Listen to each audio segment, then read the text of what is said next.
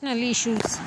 Professional issues are a broad term which include matters within the overall process of audit. It includes professional behavior, professional competence, auditor's judgment, management related issues, and in reality any issue during the course of an audit or before accepting of an audit other than the ethical issues.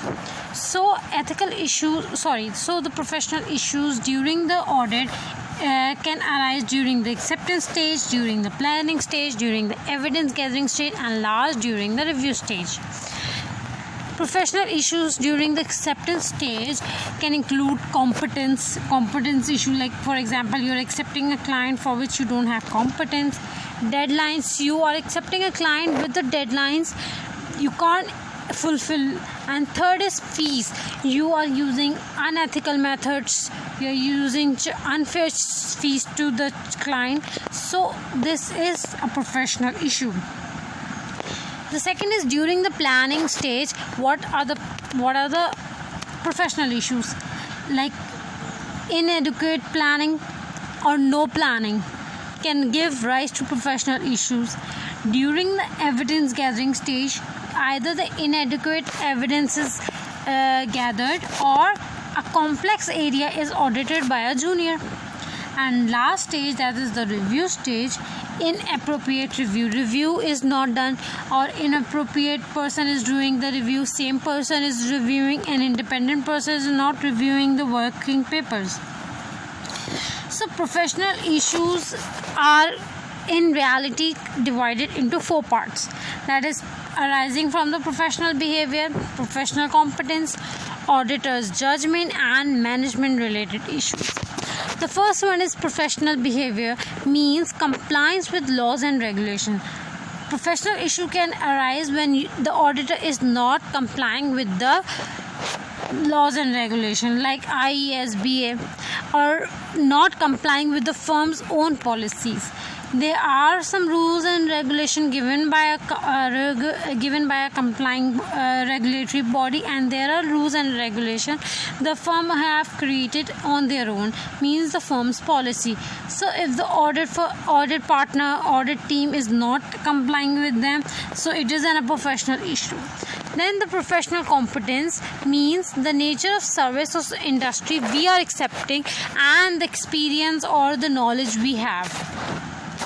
And that the second is professional the competence we have is use of staff level, means a junior, for example, a junior is assigned to a complex area, or junior is assigned to an area where required the judgment of auditor, so it's not allowed.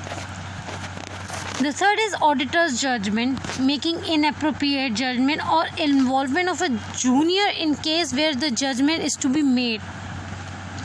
And the fourth is management related issue, client integrity. For example, client integrity is not considered, only you are considering the fees and accepting the client, so it's a professional issue.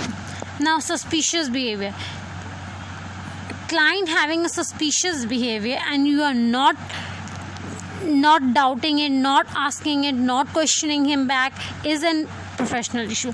And third is deadlines, tight deadlines and unrealistic deadlines, and you are agreeing with the client to complete the audit with a tight deadline, so it will impact the quality of audit, and it is a professional issue.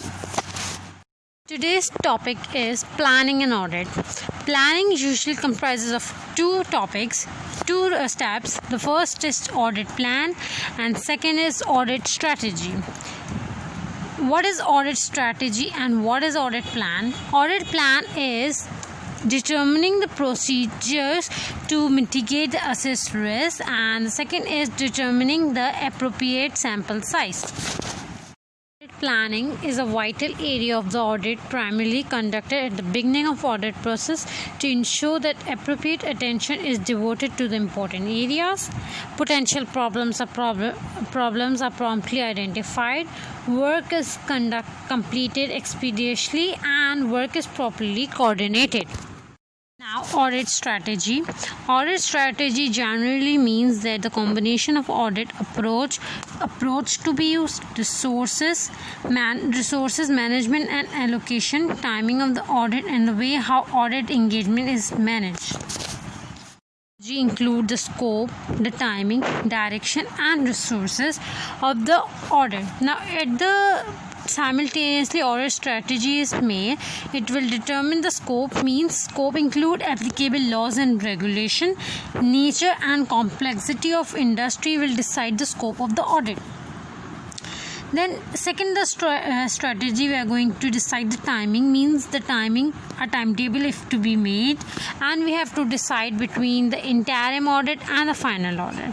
Now, the third thing in the audit strategy is the direction. Direction include materiality level and risky areas, so how they are going to be audited. And the fourth and the last is resources. Means allocation of work between the team members, between the audit team.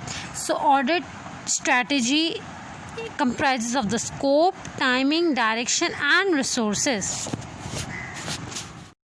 Now, the specific matters that need to be considered in the initial audit engagement.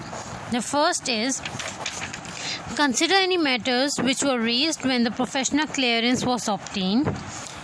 Any matters identified during the professional clearance. Second is whether consider when any previous auditor report were modified. So for the current year, the reason for the modification will be the risky areas. The third is consider matters discussed with management during the firm's appointment. The fourth is need to develop a thorough business understanding. Fifth, risk of misstatement and opening balance, previous applied accounting policies. And sixth, the last point is need to use experienced audit team to reduce the detection risk.